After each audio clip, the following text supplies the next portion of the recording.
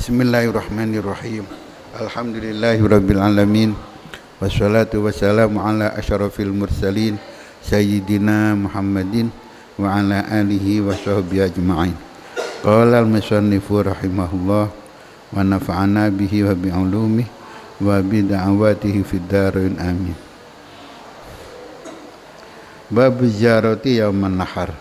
Utawi kikubab nerangno ziarah ing dalem dinane nyembelih. Wa qala Abu Zubair an Aisyah radhiyallahu taala anha wa Ibnu Abbas radhiyallahu anhum ajma'in. Akhara ngakhirna sapa Nabi kanjeng Nabi sallallahu alaihi wasallam azjarata ing ziarah ila laili tumeka wengi. Wa yukara tutur an Abi Hasan an Ibnu Abbas radhiyallahu taala anhuma anna Nabi sallallahu alaihi wasallam kana ikona sapa kanjeng Nabi yazurul baita iku ziarah sapa kanjeng Nabi ing Baitullah ayyam Mina ing dalem pira-pira dina Mina.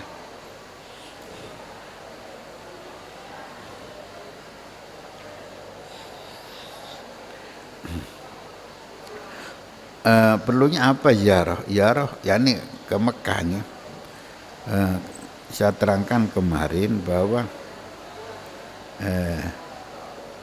seyogyanya yang dikerjakan pada hari Nahr itu kan pagi sudah berangkat dari Musdalifah ke Mina kan gitu.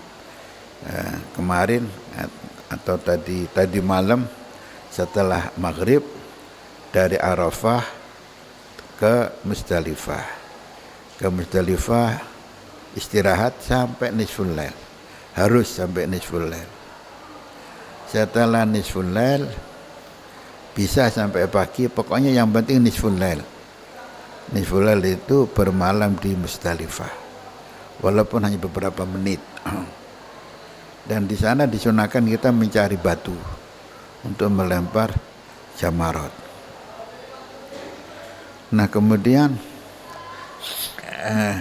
pagi atau bahkan sebelum pagi berangkat ke Mina. Jadi kalau berangkat ke Mina sebelum pagi berarti sholatnya ya di Mina. Di Mina itu melempar jumrah Aqobah, satu tok jumrah Aqobah tok. Jadi melempar jumrah Aqobah itu waktunya mulai datang di Mina. Walaupun datangnya sebelum subuh itu sudah boleh melempar jumrah Aqobah. Tapi untuk besoknya yaitu tanggal 11, 12, 13 itu yang dilempar 3, Ula, Wusta dan Aqobah, 3 tempat. Yang enggak begitu jauh lah, paling antar satu dengan satu sekitar 500 meter mungkin. Atau enggak sampai. Ula, Wusta, Aqobah. Waktunya setelah duhur. Setelah masuknya waktu duhur. Nah kemudian di hari Nahr, jadi tanggal 10 pas Rioyo itu ya, pas Rioyo itu melempar jumrah. Setelah melempar jumrah Aqobah, terus seyogyanya itu nyembelih kurban atau nyembelih dam. Bagi mereka yang memang punya kurban. Kalau nggak punya kurban ya nggak usah nyembelih apa kan di kurban. Tapi kalau sekarang ya sekali lagi gak iso mbeleh dhewe niku. Wong orang berjuta-juta nggih. Gak bisa nyembelih sendiri. Jadi ya kita titip amanah kepada mereka. Biasanya Bank Ar-Rajihi itu nyiapin. Jadi mereka jual kupon kurban. Dan Bank Ar-Rajihi punya di sana kandangnya itu ribuan kambing. Itu yang nyembelih Bank Ar-Rajihi. Kita beli itu kepada Bank Ar-Rajihi.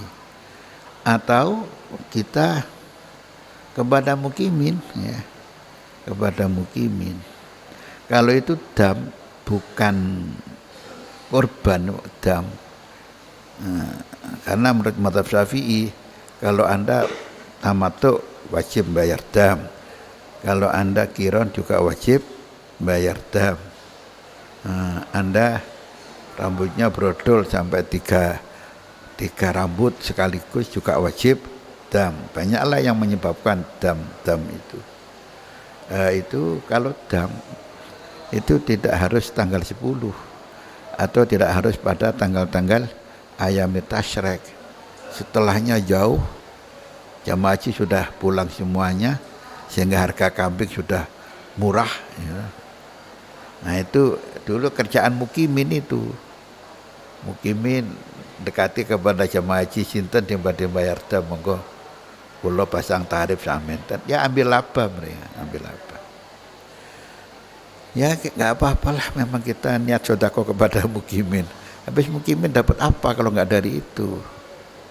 Bank pun juga ambil laba. Cuma gayanya kalau bank itu ada faturah, ada kwitansinya. Kalau banknya korupsi ya kita nggak tahu juga lah. Ya kita husnudal moga-moga banknya gak goro. Tapi kalau saya daripada kepada bank, saya senang kepada mukimin, nolong anak-anak mukimin. Bank wis sugih ya. Ya jadi pertama melempar jumroh, terus nyembelih dam atau kurban, terus potong rambut. Tahalul awal. Kalau kita enggak nyembelih dam atau enggak nyembelih kurban, ya setelah melempar jumroh akobah langsung potong rambut. Setelah itu kalau kita kuat langsung ke Mekah.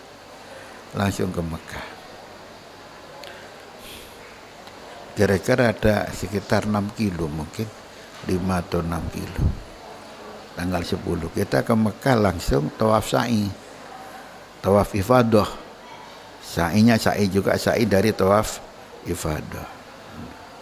Kalau sudah tawaf sa'i berarti sudah selesai, sudah tahallul 2 sudah 2 tahallul. Nah setelah itu kita balik lagi ke Mina. Kita harus mabit di Mina. Mabit di Mina itu mu'dhamul lail. Ya, mu'dhamul lail. Jadi sebelum jam 12 sudah di Mina sampai subuh kan sudah mu'dhamul lail. Atau kalau kita maghrib di Mina sampai setelah nisful lail kita boleh pulang ke hotel. Ya orang-orang macam-macam golek sing penak, sing kira-kira awak gak kesal gitu. Karena Masya Allah jamaah haji tambah berjuta-juta repot. Dari tempat kita tempat kemah kita, kemah Indonesia ini paling pinggir dekat Musdalifah. Kadang saya pikir wis masuk Musdalifah mungkin. Saya pikir sahabat mabit di sini. Ya ono sing ngepek kaul, ono kaul sing ngarani mabit di mana itu tidak wajib, tapi hanya mustahab. Wis ngepek kaul iku lek iki wis keluar dari wilayah Mina. Ngepek kaul yang mustahab. Saya dulu masih bisa diatur itu, saya tidak bermalam di kemah karena kemah jauh dari melempar jumroh. Saya bermalam di dekat-dekatnya Jamaroh, dekatnya Jamaroh. Ya, beber kloso di situ, beberapa letak di situ sampai nisful lail, pokoknya mu'dhamul lail kita boleh ke Mekah, boleh ke hotel kita, ke maktab kita. Nah, jadi itu Ramyu akobah, terus beleh, nahar, ronhat, terus halak, cukur, tahlul awal, hat, terus tawaf ini tawaf sampai dengan sa'inya. Cuma itu dibolak-balik boleh. Yang penting kalau cukur itu imma setelah melempar jamroh atau setelah tawaf ifadah. Dibolak-balik boleh. Cuma ngeten iki diterangno bolak-balik sampean dekat dong atau gak dong. Dekat pengalaman di kadang durui ini kalau manasik no dipraktekno tawaf sa'i diterangno ono hajiku melok ifrad apa kiron apa tamattu, mari haji takoni Pak sampean haji tamattu napa haji kiron napa haji ifrad Pak? Apa jawabannya? Hebo, kaulah haji soleh pak. Mergo jenenge soleh, ganti haji soleh. Gak ngerti tamattu kiron sampai kini sing nerangno sampai kesel. Ya dulu Masjid Al-Falah itu memberi pelajaran manasik gratis dulu. Lengkap sama video sama Ka'bah lengkap. Pinggir ngoten mantun haji. Takon sama Indonesia semelok nopo ifrat nopo tamattu nopo kira. Jawaban haji soleh deh.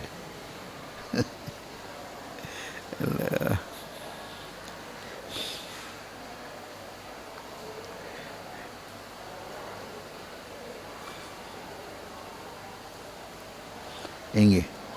Jadi mau ziarah ke Mekah boleh lah kalau sampean kuat naik. Kalau dulu naik onta ya, sekarang nggak ada onta sekarang. Ya walaupun ada satu orang bawa onta mungkin tiru-tiru zaman Kanjeng Nabi. Kiwa tengahnya wedi ketabrak unta ya. Ya mobil ada bis khusus selama musim haji.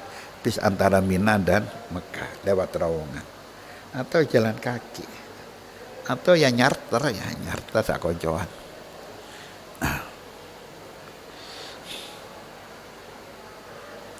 Ini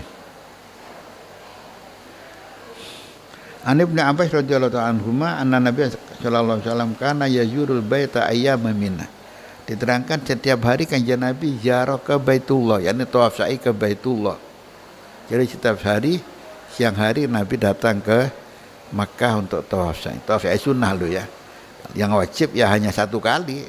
Yang satu kali yang tawaf ifadah dan sa'inya sekali. Kalau itu sudah dilakukan, ya tawaf sudah nggak ada sa'i lagi sudah. Setelah tawaf sunnah nggak ada sa'i sunnah. Wa qala lana dawa marang kita sapa Abu Nu'aim, masalah haji itu ya. Nabi itu hanya sekali haji.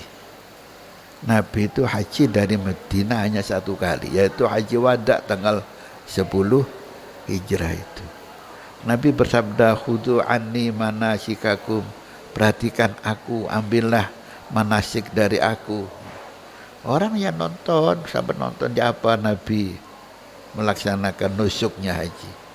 Tapi ternyata walaupun Nabi hanya satu kali haji, itu khilafnya masalah haji itu searat-arat.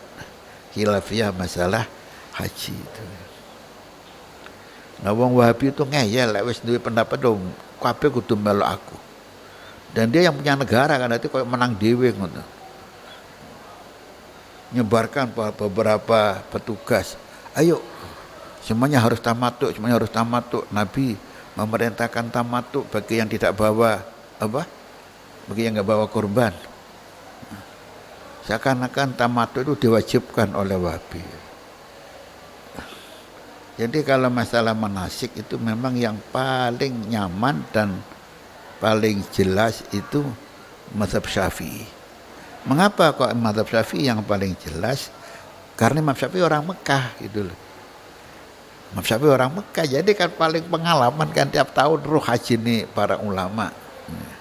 Dia pun juga ulama, jadi masalah manasik itu yang paling mantap itu ya manasiknya Imam Syafi'i karena dia memang orang Mekah.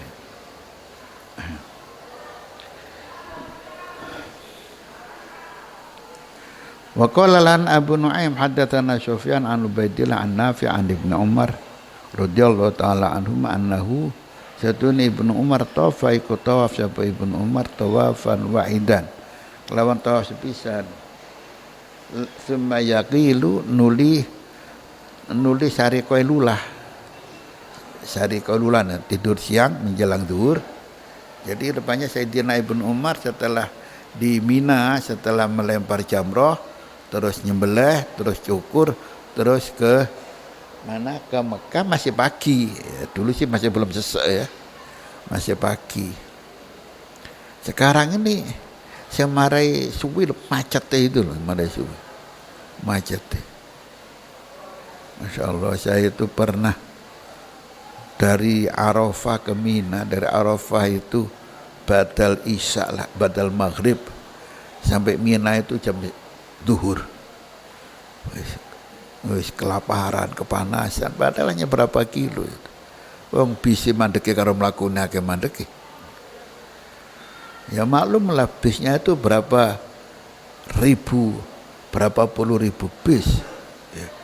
Embongnya pancet, embongnya paling namanya sekitar 15 kilo atau 20 kilo.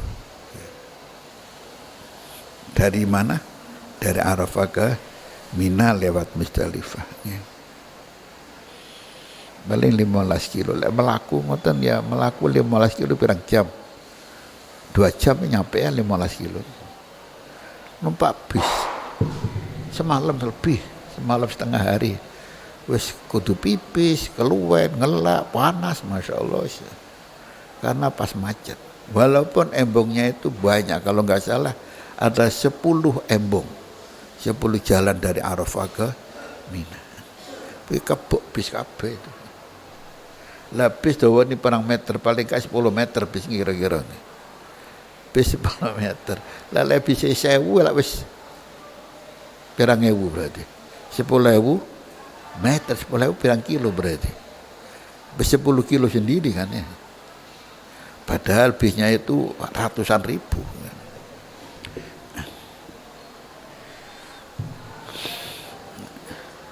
Kerajaan selalu berupaya untuk membuat sarana haji itu senyaman mungkin. Semacam melempar jamroh. Melempar jumroh itu kan, ya bayangkan sekian juta orang mencari satu lubang itu untuk melempar jumroh. Desaan, wong Jawa kasih mati kecepit. Karena wong Jawa cilik-cilik. Kalah kalau wong gede-gede. Akhirnya sekarang sama kerajaan dibuat kalau nggak salah 5 lantai sekarang, 5 lantai. Jadi sing ngisor bagian wong Arab, sing lantai 2 bagian orang mana lah. Orang Jawa bagian dhuwur dhewe. Wis alasane wong Jawa cilik-cilik trengginas bagian dhuwur dhewe enteng, lek wong Arab akeh sing gembrot, gak kuat munggah.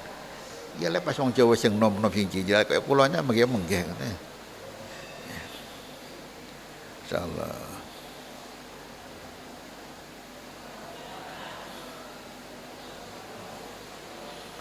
Nggih. Semaya kira nulis sari Qailullah. Jadi Ibnu Umar setelah melaksanakan tadi melempar jumroh, terus nyembelih, terus cukur, terus ke Mekah itu masih pagi. Tawaf sa'i iso turu ya di Mekah. Gak macet ya numpak unta. Mereka balik semayati nuli nekani sapa Ibnu Abbas mina ing Mina. Yani ngasakno sapa rawi yang manahar dalam dino nahar, semuanya itu dilakukan pada hari itu, hari Rioyo, hari Naharin, tanggal 10 besar. Wa rafa'ulan ngluhurakan ing hadis Abu Abdur Razak. Qala barona Ubaidullah. Wa bila qala hadatsana Yahya ibn Bukar qala hadatsana Al-Lais an Ja'far ibn Rabi'ah an al-A'raj qala hadatsana Abu Salamah ibn Abi Rahman ana Aisyah radhiyallahu taala anha qalat hajatna haji sapa kita ma'an Nabi sallallahu alaihi wasallam fa afatna maka ifadah sapa kita lober sapa kita ya manahari ing dalam dina nahar fa hadar maka hajab Sofiyah tu Sayyidah Sofiyah marunya kanjeng Nabi, yaitu perempuan dari kabilah kabilah Khaybar, orang Yahudi, keturunan Nabi Harun. Sofiyah cantik orangnya. Karena Nabi yang paling cantik ya Aisyah sama Sofiyah yang paling cantik. Semula ketika membagi ghanimah itu Sofiyah itu diberikan kepada sahabat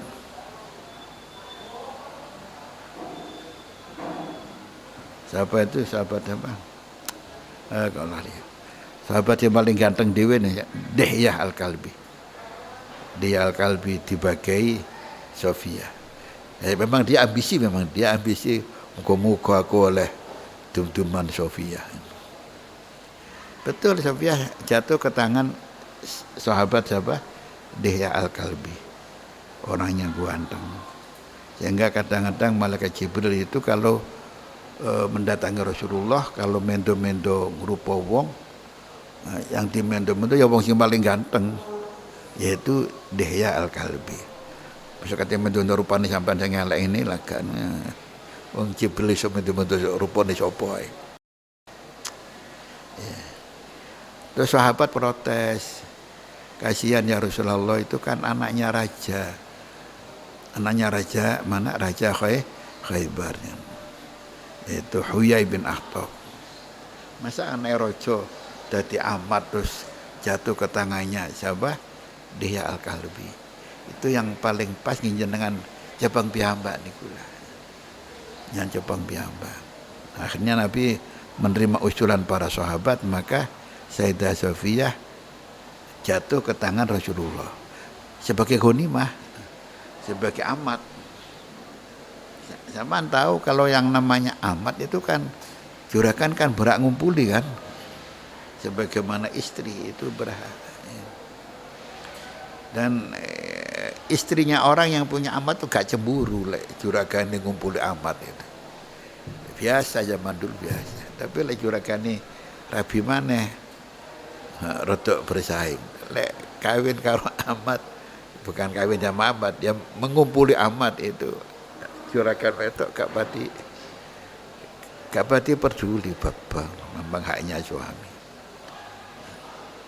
Nah, tapi Kanjeng Nabi ketika diusuli sahabat agar Sofiyah itu diambil oleh Kanjeng Nabi sendiri, Kanjeng Nabi malah memuliakan Sayyidah Sofiyah.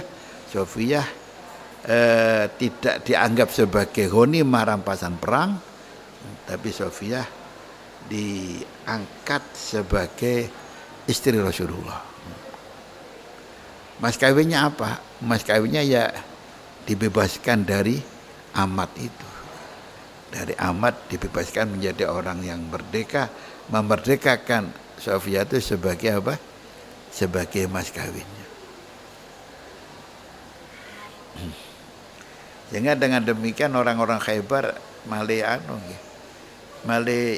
pikir-pikir, aku iki perang karo Muhammad. Aku diocar-acar karo Muhammad. Tapi saiki Muhammad dadi mantuku. Dengan itu berarti orang-orang Khaybar itu agak tertekan dendamnya kepada Rasulullah. Mergo amatnya tidak dianggap amat tapi dianggap sebagai garwa dan menjadi orang yang sangat terhormat, salah satu ummul mukminin. Fahadat Sofiyah maka hajab Sayyidah Sofiyah. Farad dan Nabi maka ngedakna sapa Kanjeng Nabi sallallahu alaihi wasallam minha sangka Sayyidah Sofiyah ma ing perkara yuri tu kang ngersakaken dapat rajul wong lanang ing ma min ahlihi sangka keluargane rajul. Ya ini Kanjeng Nabi sudah selesai tawaf, sudah tahallul awal, tahallul tsani sudah. Dan Nabi mulai dari Madinah gak cedek-cedek bojo loh ya. Karena beliau hajinya haji kiron. Dia enggak tahallul. Ya berapa hari dia tidak mengumpuli perempuan. Jadi selesai haji wis tahallul, Nabi ingin menggauli perempuan. Waktu itu gilirannya yang digauli adalah Sayyidah Sofiyah. Tiba-tiba ketika Sofiyah mau digauli Rasulullah, lah kok tepak haid gitu. Fakultu maqamatur sapa ingsun Aisyah, ya Rasulullah, innaha haidun. Sadune Sofiyah haidun iku wong kang haid. Kala Kanjeng Nabi, habisatuna hiya. Iku wong kang ngeker kita. Iya utai Sofiyah, lah ngene gara-gara Sofiyah akhirnya kita gak bisa segera pulang. Kalau matur sapa para sahabat. Enggak diterangkan ini. Terus kalau sudah Sofiyah haid, terus siapa yang digauli? Kira-kira ya Aisyah kira-kira digauli. Kan yang kita Aisyah, cuma Aisyah enggak mau cerita ini. Kan enggak enak cerita, akhirnya aku sih dipilih kan enggak enak berarti tahu begitu. Hanya Aisyah lapor kalau Sofiyah itu haid. Kalau ya Rasulullah afadat ya manahar. Afadat tawaf ifadah sapa si Sofiyah yauman nahar ing dalam dina nahar. Oh wingi sampun tawaf ifadah pas hari H, yakni hari apa? Hari nahar, hari tanggal 10. Sofiyah setelah balang jumroh langsung dia tawaf ifadah. Berarti dia sudah selesai, sudah apa yang dilakukan dari arkanul haji selesai. Kalau belum ifadah kok head, wah ini yang kacau ini. Dia kan harus ifadah itu. Harus ifadah. Menurut Imam Syafi'i harus ifadah, harus ditunda pulangnya. Ya. Ditunda pulangnya repot, kloter supaya mulai. Kloter kelompok terbang, kloter. Wong Arab mau dikluter. Kloter kelompok terbang. Orang Arab nyebutnya fauj. Fauj kam, kelompok terbang berapa? Allah. Jadi kalau sudah tawaf ifadah sudah selesai sudah. Nah kalau masalah ini ada kaul dari mazhab Imam Hanafi. Ya kadang-kadang ulama Syafi'i Mekah dulu saya Jabir Jabron memfatwakan wis ngepek kauli mazhab Imam Hanafi.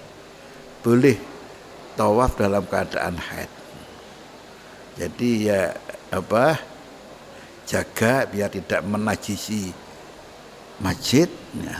Terus ifadah, terus sa'i, tapi ada damnya. Damnya apa? Mahal damnya. Seekor onta. Bukan damnya seekor kambing, tapi seekor onta. Ya sekitar 2.000 real. Orang real peng 5.000 berarti biro. Orang 5.000 10 juta nih. 10 juta.